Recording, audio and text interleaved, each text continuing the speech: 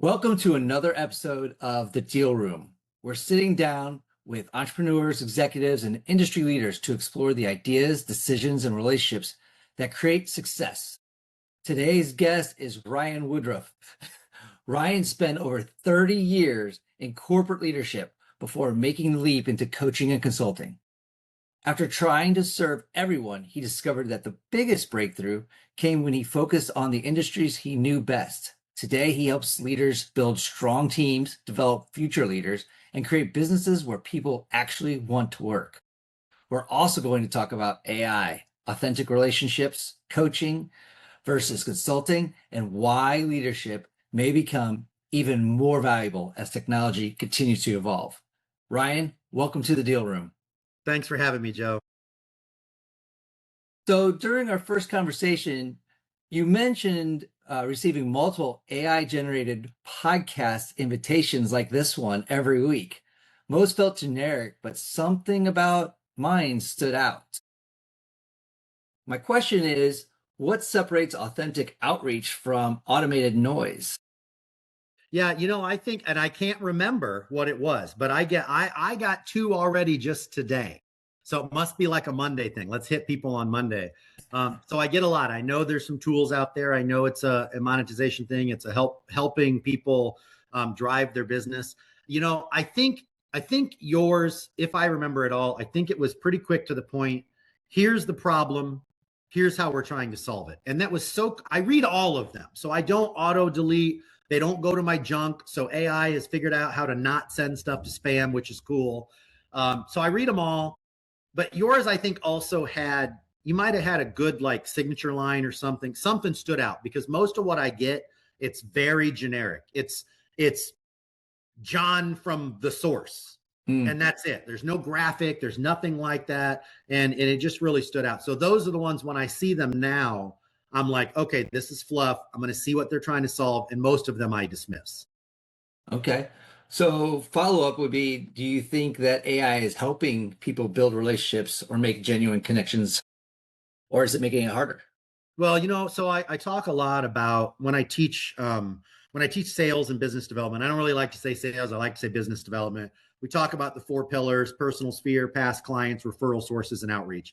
Outreach is always the challenge. That's kind of your generalized marketing. I think for sure AI helps. I think people procrastinate the things they don't look forward to. And so nobody likes cold calling. I do workshops and speaking engagements. I've talked to thousands of people already this year, mostly conferences. I had 20 people at a workshop this morning, and I say, hey, who loves cold calling? Nobody raises their hand. Who likes cold calling? Nobody raises their hand. Who likes having cold called? People are like, well, when it's done, like I don't mind doing it, because something comes from it. So I think people don't do the things that they need to. They don't do the low penetration things. And so cold outreach is obviously low penetration. But the point is, if you can get to 30,000 people and you get 0.1%, that's still way better than getting to 300 people and 0.1%. So I absolutely think it's a tool that needs to be used. There is a mindset to it. People know at this point it's AI. It's the whole, like, we're in this transition phase of faking like you're trying to sound real, but not being able to. I think people are starting to actually move away from that, like faking that it's in my voice, and actually just, hey, this is what we do. I'm getting it in front of you. If you don't want it, dismiss it. But it doesn't waste my time. Like, I see it, it's quick, it's not long. I don't have to read. In seconds, I can make a decision whether I'm going to dismiss or just reply, yes, interested, and then move forward to the next thing. So I think we've made that switch. People were like, well, it's not, there's a human and it's authentic, or it's trying to sound authentic and I feel like you're BSing me and I don't like that. Now it's not even trying. It's cordial, to the point, and it lets me make a decision. And so I think that's probably the right path to go down. I stay off LinkedIn now because LinkedIn hasn't figured that out yet. A lot of people on LinkedIn, if I open my LinkedIn right now, I bet you I'd have a dozen messages that are AI generated and they're trying to sound authentic, and they're not. And so it's almost offensive to me. So that's my opinion. Yeah, there are several tools to try to combat that. And I know that there are some that are specific to LinkedIn. So definitely hear you on the creating the authentic lead in to get you engaged and at least reading the information. Yeah, and I think So, there's a transition between it was only 3 years ago that I was a bank executive. And so a lot of the people that are still soliciting me are soliciting me as a vendor for financial services. mhm, Now, 3 years into the coaching and consulting space, I'm starting to get more solicitation for consulting and coaching, and it does look different. right. I got you. So one of the things we also talked about that kind of leads into this is I think it's also an opportunity to help entrepreneurs with another major problem, which is why so many entrepreneurs believe that they need to serve everyone. You know, what changed when you committed to a niche and how can that help others? Well, the first thing was I basically am a Gen X burnout. You see a lot of people on socials right now that are 45 to 50 that are like, I left my corporate role because blank, blank, blank. Well, the truth is we're just raised to kind of work really hard and keep our head down and grind. And then eventually we figure out, wait a minute, like why am I doing that? Like I want to spend time with my family and I want to travel and I don't care about the title and the end of the year bonus as much anymore. So I burned out. So I thought, well, I'll take this 30 years of experience in the corporate America, and I'll go help all the small businesses in my region that don't have all this corporate experience. And that did not. I said, here's 7 or 8 different things that I can do to help your business. And I think I had 6 clients my first year. I don't even think I made like, I don't think I broke 10 grand. I think I made like 8 grand my first year doing it. Now I still had kind of a part-time job and was doing some other stuff, but within my business. And somebody told me, they were like, listen, like, man, you gotta pick a thing. Like you got to pick a problem you solve, and you can do other things, but that's what gets you in the door. You Mhm. pick your, you pick the problem, you pick your framework, you sell that, then you can do other things when they decide they like you as you identify. That worked. So then I tripled my clients the second year. I've helped 40 people or something like that at this point in time. I've got 22 active clients today. The financials have squared themselves away. And essentially, I help emerging leaders. That's really what I do. I do lots of other things once I get the client, but that's Right. the client that I get. Well, what I found interesting was that you told me you don't really enjoy consulting because advice is optional, but you enjoy coaching because people grow. Yeah. What's so what is the biggest difference between the two? Well, so my challenge for consulting is it's a me problem. The me problem is I spent 30 years, 20 of the 30 years being the boss. So I spent 30 years in leadership roles, but really since 2001, I mean, I was the boss. Like I was the only person on site that was in charge. I was a store manager for big box retail stores for a long time. Even when I got into banking, within 10 months of starting in banking, I was a district manager, then a regional manager, then division head. Like I didn't have a lot of people I reported to. And so the point to that is while I was still taking instruction at a high level from somebody else, I was the one giving all the instruction on the tactics. Here are the things, here's the way to achieve the thing that we need to achieve. And then people just did that.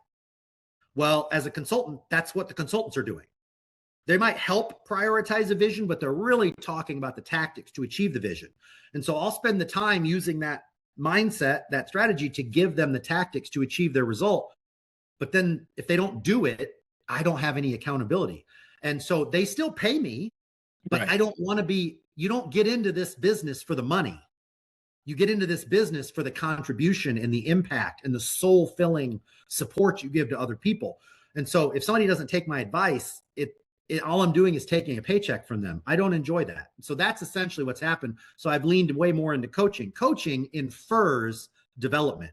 It infers you're helping somebody learn a concept, apply a concept, mentor, take them where you've been. And so it's just a different mindset. If somebody doesn't do something that you're coaching them on, it usually means we need to redirect or coach more or lean in or something like that. That I find way more fulfilling. Okay, but why do people pay for advice they never implement? Man, I will tell you, here's the secret. People like saying they've paid for advice. Because now what's happened? Here's what happens. If you say, Ryan, I've got this challenge and I want to solve it. And I come and say, hey, Joe, here's how you solve this.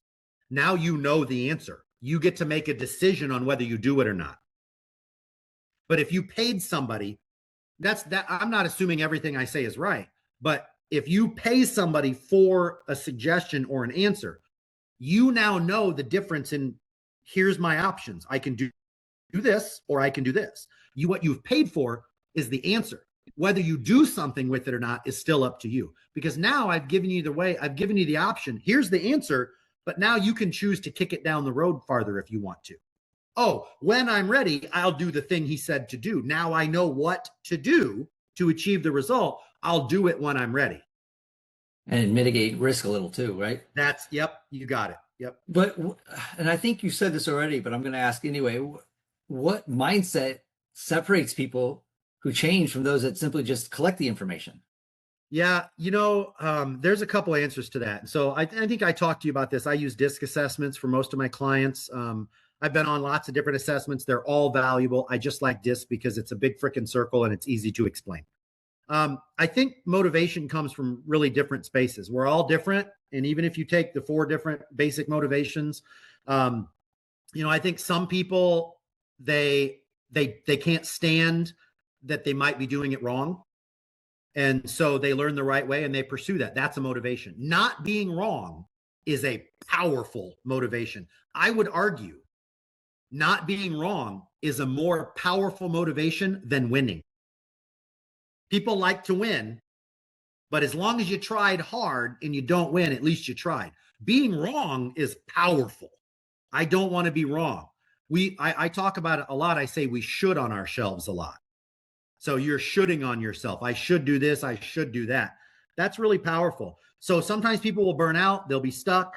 They'll be like, listen, I'm committed. I've invested in this business. I'm hundreds of thousands of dollars into this business. If I don't do this thing, I'm going to fail. So I have to do it. That's a motivation. Not doing something wrong is a motivation. Sometimes people have employees. They're like, I can't let these people chose to come work for me. I can't let them fail. So I can't fail. So I have to do something different. It's the solopreneurs that are in businesses that don't require a heavy investment, real estate agents, financial advisors, people like that. They kind of have the choice. Well, I could do that, or I won't make as much money this year, but nobody's counting on me. I can pay my mortgage. So motivation is a whole separate podcast. And it all comes from different spaces. Okay. Well, one of the things that leaders are using more and more today, and we talked about it, you called ChatGPT the best brainstorming partner you've ever had. Why do you insist on doing certain things yourself versus using AI, and where should leaders rely on AI versus keeping it hands-on? Yeah, I love how you just should on me right there. Yeah, you said should. I like that you used that back. So I'll tell you a couple things about AI. So I'm almost 50 years old. So I'm in the tech resistance phase, meaning people become tech resistant at different phases of their life. When you're in your 20s, you're tech reliant. You're trying to figure out what you're capable of. You want to use every tool that you can. When you're in your 30s, you're tech forward, which means you're like, hey, tech has helped me achieve some things. And so what tech is available? In your 40s, you're tech responsive. So you're like, this works. Let me see. I've got some ideas on how to do it, but maybe it'll be good. Maybe it won't. Usually have to be proven a little more. In your 50s, you become tech resistant. And that's because you've got 30 years of doing something. You're like, I don't need to use a tablet because I know my handwritten notebooks work out great. Well, I handwrite everything, but I handwrite it in my tablet. So I've compromised. So I was resistant until I heard a speaker talk about AI, and he talked about it being a brainstorming partner. And I thought, well, I'm not very smart to begin with. I've got a lot of passion. I've got a lot of energy. I know I want to be helpful. If I'm missing opportunities to help people because I'm being resistant to the future, to AI, then that's a failure on my end. So I leaned in. I tried several platforms. I kind of fell in love with chat, mostly because it tells me everything I say is a good idea. It's a way better partner for me than my wife. And so, because she tells me everything's wrong. So I It's leaned their in, job. and yeah, I know. And so, a couple things from an AI standpoint. One, it's technology. Everything was technology once. The wheel was technology once. The technology of the wheel helped people transport things better. The loom was technology once upon a time. Technology doesn't just mean a microchip in a computer. Any tool that helps you do things more efficiently is a tool. That's essentially what it's become. So it allows me to just have a conversation and just vomit all the things in my head into a space, and it helps it organize. And the truth is, that's what mentors and coaches have been doing for a long time, and therapists. You just say all the things in your head, it helps you organize and prioritize. And that's essentially what it's done for me. And I can take ideas, I can take concepts, and it helps me put things in order. So that's important as a brainstorming partner. The other thing is, it introduces me to problems I didn't know I had. And so it might solve the problem I presented to it very quickly. So in that terms, it saves time. But in the same sentence, unless I tell it not to, it'll introduce me to the next problem up the chain that I'm not even like dealing with, right? I'm writing a book right now. I would have never thought that would have been on my radar, but I'm writing a book because at this point, it keeps telling me like, listen, you've got enough stuff here. Like you should consider writing a book. I'm like, I'm a moron. I don't know how to write a book. Well, let me help you, Yeah. So I'm in the process of writing a book. Like it has introduced me to the next level of problem. So it makes you better. And at this point, I can't fathom people who don't use it for that reason. It just makes you a better version of yourself. It's still my writing, it's my words, it's my thoughts. It's better organized, it's articulate, and it's prioritized. And that's what really matters. If I don't agree with the priority, I switch it around. But the point is, it like helps me think. And one of the things I talk about, and I coach to this a lot when I talk about like headspace and kind of clearing the clutter in your mind. When you write things down, if you think about 4 things and you write things down on a page, it goes 1, 2, 3, 4. It physically bullet point 1, bullet point 2, bullet point 3, bullet point 4. When you keep it in your head, it's like this: bullet point 1, bullet point 2, bullet point 3, bullet point 4. You can't see that. You can think it, but it works a different way. And I think that matters. You get things out on paper or in the world, and that's what happens. You can dictate, you can type, whatever you want, but it helps you think more clearly. Yeah, it definitely does that. It also creates a level of convenience for you. But do you believe that that convenience can sometimes cost mastery? I think, yeah. So here's let me give you a great example of this, Joe. So a lot of what I spend a lot of time in workshops. I love facilitating workshops. It's probably the only thing I would do for free. I like to teach, but teaching is workshop. I don't just want to talk. And so because of that, I need to build presentations and PowerPoints. 100%, there are tools that I can just dictate what I want and it will spit out a branded PowerPoint for me. And I have learned, if you don't build the PowerPoint, you aren't going to be as responsive and have a little touch on each slide, that when you present it, it's not the same, because you're more reading what was created. So I think if you try and cut corners, I think it can cost you mastery. I really do. It would be so easy for me to take 5 or 6 topics that I want to teach on and just get a PowerPoint ready and then start booking, because it's topics I can talk about. But if I want to actually use the PowerPoint, I got to spend at least a little bit of time into customization and reading through it, and not cutting that corner. And then I still get the mastery. What I'm mastering then, I know the topic I'm talking about. Then I'm also mastering my presentation tool. And so if you try and cut the corners, it can cost you mastery. Okay, that's fair. Now, you've also mentioned you enjoy podcasts because people ask questions differently than you've heard before, maybe.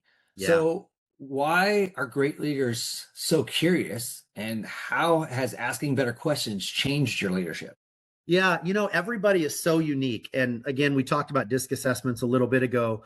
Everybody's got a different personality and we all have different perspectives. And the truth is, Joe, you and I could be working on a project together and we might have the same 5 priorities, but there's a good chance they're in a different order. Maybe 3 for me is 1 for you, and 2 for me is 5 for you, and it's fine. So it's just all perspective, and different people asking questions in different ways with different influx, and it's inspiring, and it motivates people to answer questions differently, to think differently, to think about who might be impacted in a different way. And I love that. I don't love talking about myself, but I love answering questions about myself. Right. And that's a common theme. People don't love selling themselves. Very few people. They don't love just getting on and saying, I'm this, that, or the other, because they feel like they're bragging. But when you ask me, it's much more comfortable. You're creating a safer, better space for me. And when people ask me different ways, I get to talk about it different ways. So I love that. Very cool. So what is something that you've changed your mind about recently? Um, Man, something I've changed my mind about recently. Um, I tell you what I've changed my mind about recently. I've so many coaches and consultants have programs they sell. And, they kind of can some concepts and say, I've got a 6 week or a 10 week or a 12 week thing.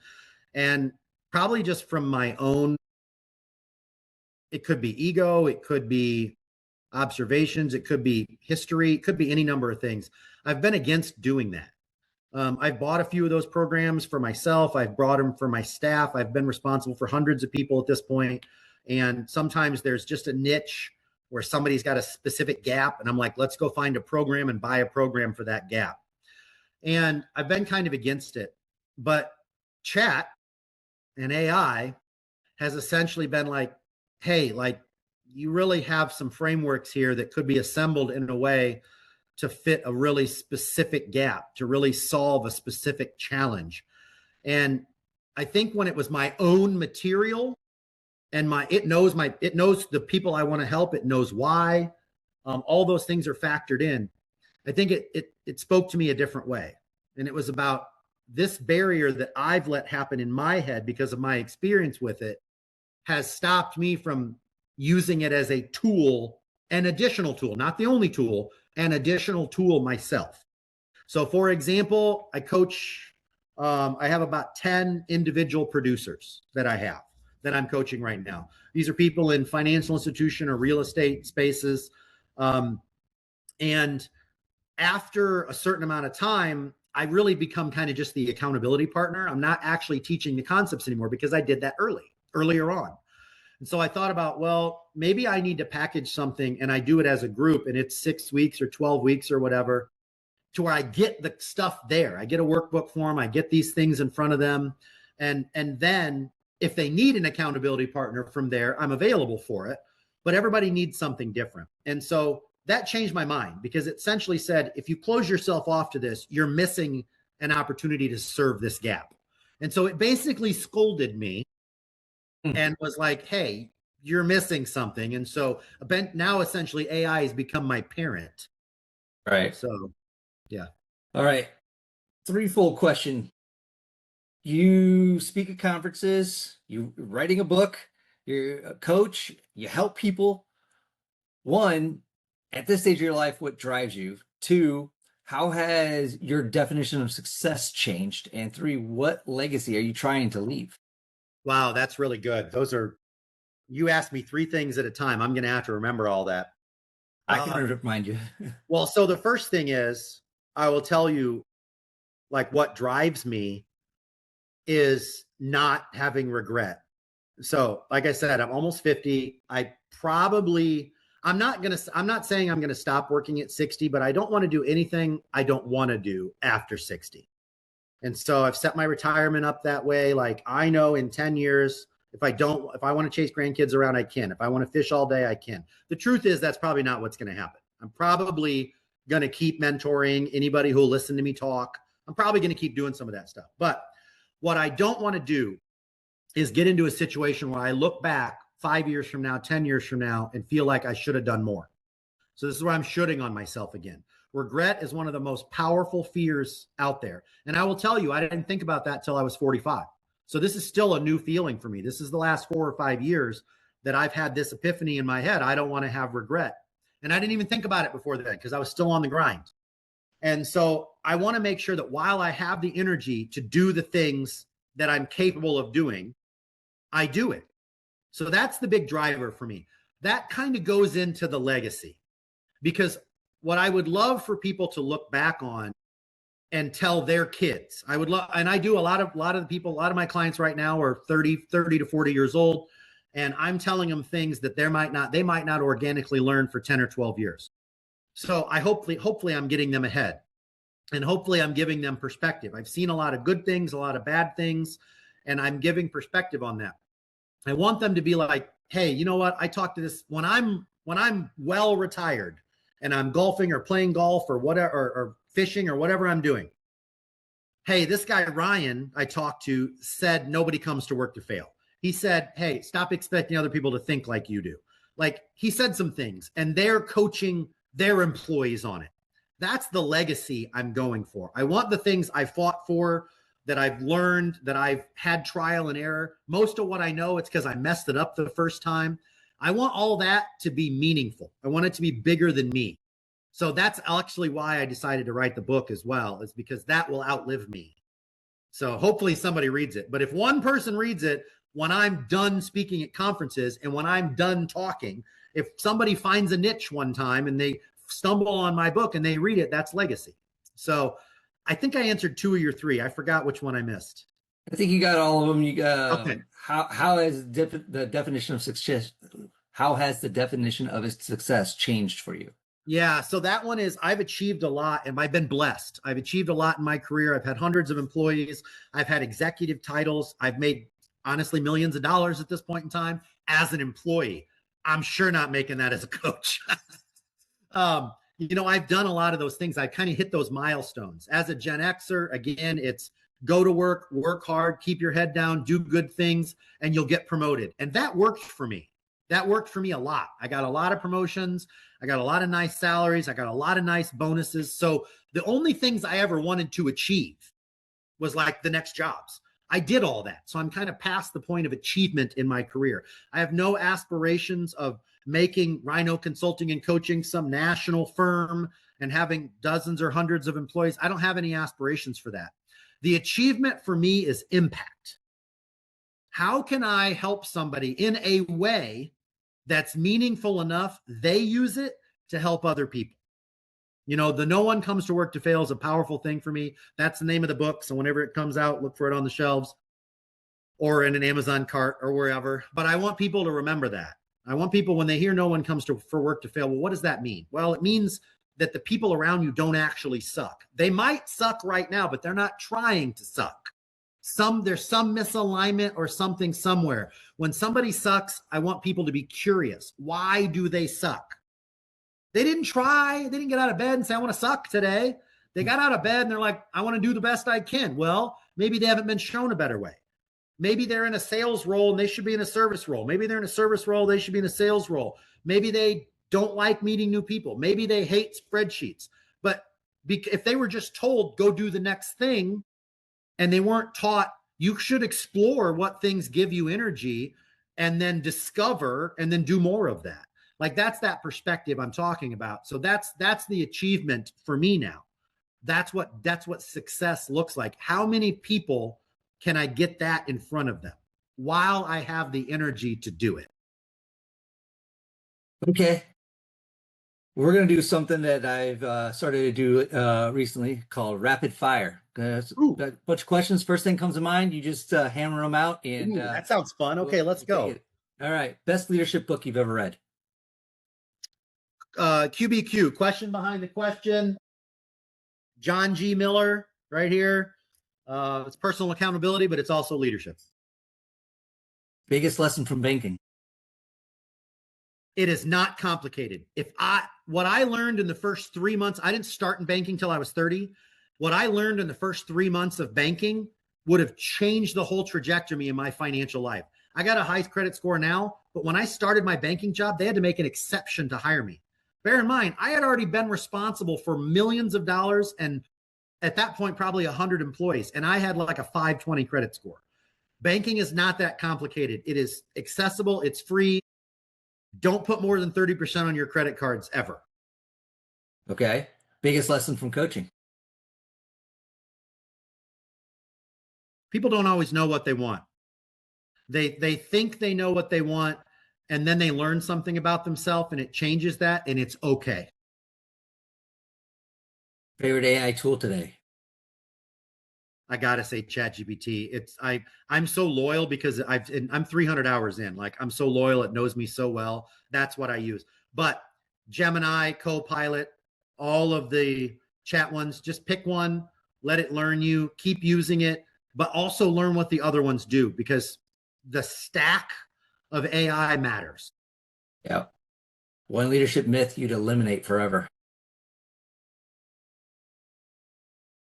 One leadership myth. Uh, Leadership and management are not the same thing. Anybody can lead. If you want to be helpful to other people, you don't have to have employees to do it. And just because you're a manager doesn't make you a leader. So, what's the most underrated leadership skill? Empathy. I think early on in people's careers, they're trying to follow a playbook. When somebody first gets that promotion because they were really good at doing the job, they get that promotion. I think they're looking for a playbook. And what happens is then they become less authentic. So I think empathy matters. I think just trying to help other people, that's the goal. 100%. Coffee or bourbon when solving difficult problems? Coffee. I Okay. started bourbon too late in life. I waited till I was 40 to start drinking bourbon. Now it's like NyQuil. I'm with the old fashions myself. I So love old fashions, but I'll have an old fashioned at 8. I'll be asleep by 9. that's not a bad thing. Yeah. Ryan, this has been great. Really appreciate your insight. The show is called The Deal Room because every successful career has one conversation, one decision, and one opportunity to change everything. If people want to learn more about you, where do they go? RhinoConsultingCoaching.com. All right. Looking back, what was the defining deal or decision that completely changed the trajectory of your life? Ooh, that's a powerful one. So my kids had an intervention as a corporate executive. They basically came to me. I was giving them career advice, and they said, "We don't want your life. You're not happy. You don't listen to us. The things we say aren't important, and we don't want to be. We don't want to be you." And a month later, I gave 3 months notice on a $300,000 a year job. Wow, that's powerful. That's a great way to end this. I appreciate your time today, Ryan. Talk to you later. Thanks, Joe.